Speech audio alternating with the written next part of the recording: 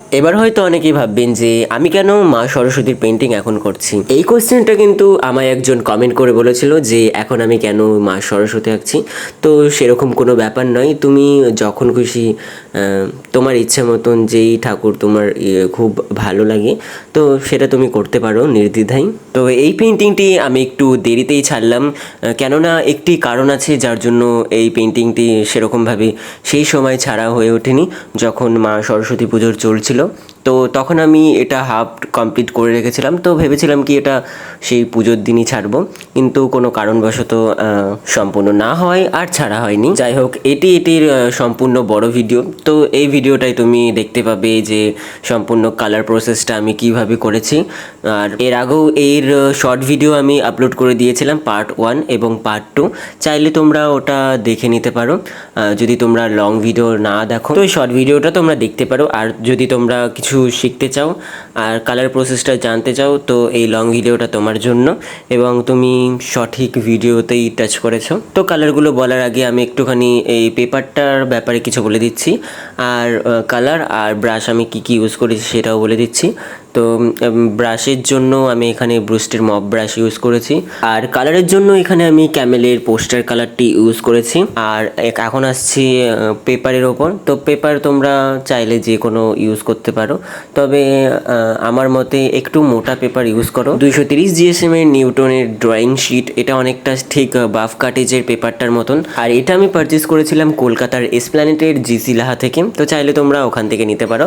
আর এটার কোনো অনলাইন আমি এখনও দেখিনি। চলো এখন যাওয়া যাক রঙের প্রসেসটাই। তো প্রথমে আমি যেমন বলেছিলাম যে রঙের জন্য ইউজ করছি পোস্টার কালার, যেটা ক্যামেলের। তো প্রথমে স্কিন টোনটা বানানোর জন্য আমি এখানে লাল এবং হলুদ কালারটা ইউজ করেছি। সেই কালারটা তুলি দিয়ে মুখটা কিছুটা ভিজিয়ে সেখানে ইউজ করা হয়েছে, আর হাতে আর নর্মালি গলায় ওই কালারটাই ইউজ করেছি, এবং সেটাকে একটুখানি ডার্ক দেখানোর জন্য পরবর্তীতে আমি সেই কালারটাই কিছুটা ডার্ক করে দিয়েছি, যেখানে যেখানে শ্যাডো আর যেখানে যেখানে লাইট সেখানে ছেড়ে কালারটা করেছি। এবার অনেকেই দেখছো যে ভিডিওটায় যে আমি ফার্স্ট টোন রঙটা করার পর একটা ইয়েলো টোন পুরো ড্রয়িংটাই দিয়ে দিলাম, সেটা কেন? এখানে আমি কিছুটা ওয়াশ টেকনিক ইউজ করেছি। ওই কালারটা দেওয়ার পর দেখবে যে আমি জল দিয়ে পুরো ড্রয়িংটা ধুয়ে নিয়েছি, মানে প্রথম লেয়ার দেওয়ার পর আমি কিছুটা ওয়াশ করে নিয়েছি, যাতে যেই রঙের যে ওপরের স্তরটা আছে ওটা যেন পড়ে যায়, এবং একটা পরিষ্কার যাতে একটা রঙের স্তর পাওয়া যায় ওর জন্য। দিয়ে সবশেষে সেকেন্ড টোন মানে লাস্ট টোনটা করলাম। লাস্ট টোনটাই স্কিন টোনে যেই কালারটা আমরা ইউজ করেছিলাম তো সেম ওই কালারটাই ইউজ করব, কিন্তু কিছুটা ফিনিশিং করে এবং কিছুটা ডার্ক এবং লাইট ভ্যালুটা দেখিয়ে তবে ওই কালারটা দেব।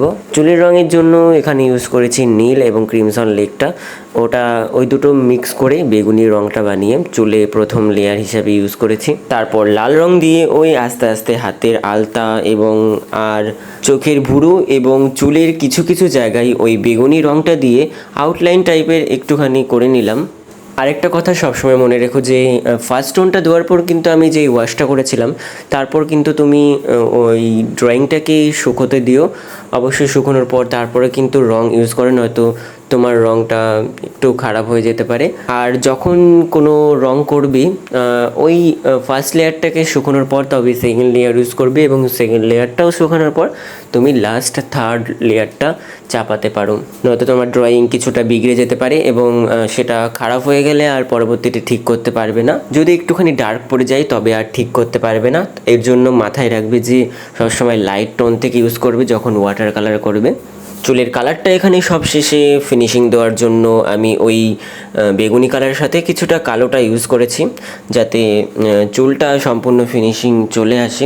তারপর এখানে করছি আমি চোখগুলো, তো চোখের জন্য ব্যবহার করেছি ব্রাউন কালারটা, আর তার সাথে বেগুনি কালারটা, আর কালো কালারটার ব্যবহার করার কোনো দরকার নেই, যেহেতু এখানে স্কিন টোনটা খুবই লাইট, তার জন্য আর কালো কালারটার কোনো দরকার পড়বে না। যদি স্কিন টোনটার কালার ডার্ক হতো তবে তোমার কালো কালারটার একটুখানি ইউজ হতো, তো সেরকম কোনো কালো রঙের প্রয়োজন নেই, তার জন্য অবশ্যই বেগুনি কালার ইউজ করবে।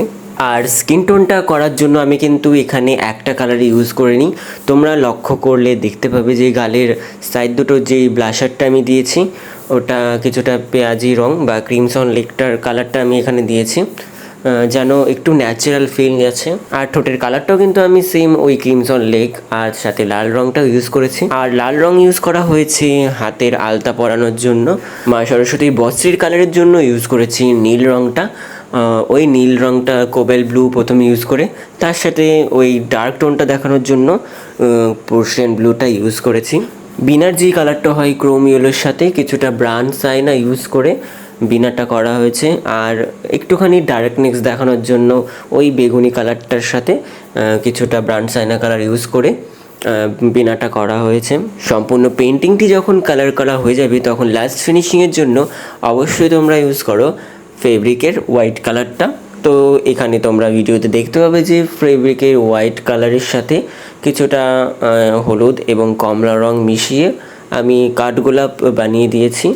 বস্ত্রের রংটা দিয়েছি এখানে সাদা রঙের, আর তার সাথেই করেছি ওই হোয়াইট কালার ফেব্রিক দিয়ে আরও কিছু কাঠগোলাপ। একটা জিনিস খেয়াল করবে যে লাস্টে কিন্তু আমি যেই ফেব্রিক কালারটা ইউজ করেছি ওটা দিয়ে কিন্তু মাকে পুরো সম্পূর্ণ একটা রূপে খুব সুসজ্জিত লাগছিল।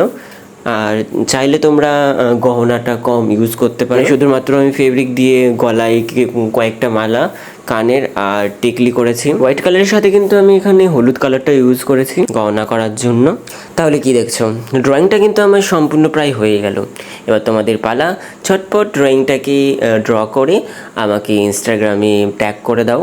আর অবশ্যই একটা কথা মনে রেখো যে ড্রয়িংটা খুব তাড়াহুড়ো করার চেষ্টা করো না। চাইলে তোমরা কিছুটা সময় নিতে পারো, 2 দিন কি 3 দিন বা 1 সপ্তাহ তোমরা টাইম নিতে পারো। খুব ধীরে ধীরে করবে, যা করবে মন থেকে করবে, খুব তাড়াহুড়ো করতে যাবে না। যেই ড্রয়িং করো না তোমরা। সবশেষে ভাবছিলাম যে পেন্টিংটা তো শেষ হয়ে গেছে, তো ব্যাকগ্রাউন্ডটা কিছুটা ফাঁকা ফাঁকা লাগছে, তার জন্য ওই সেম কালারটা দিয়ে ইয়েলো টোনের কালারটা দিয়েই সম্পূর্ণ ব্যাকগ্রাউন্ডে কিছুটা পাতার কিছুটা ডিজাইনের মতন করে দিয়েছি, যাতে খুব একটা ঘিঞ্জিও না হয়ে যায় আর দেখতে খুব সিম্পলি লাগে। তার জন্য এই ডিজাইনটা করা।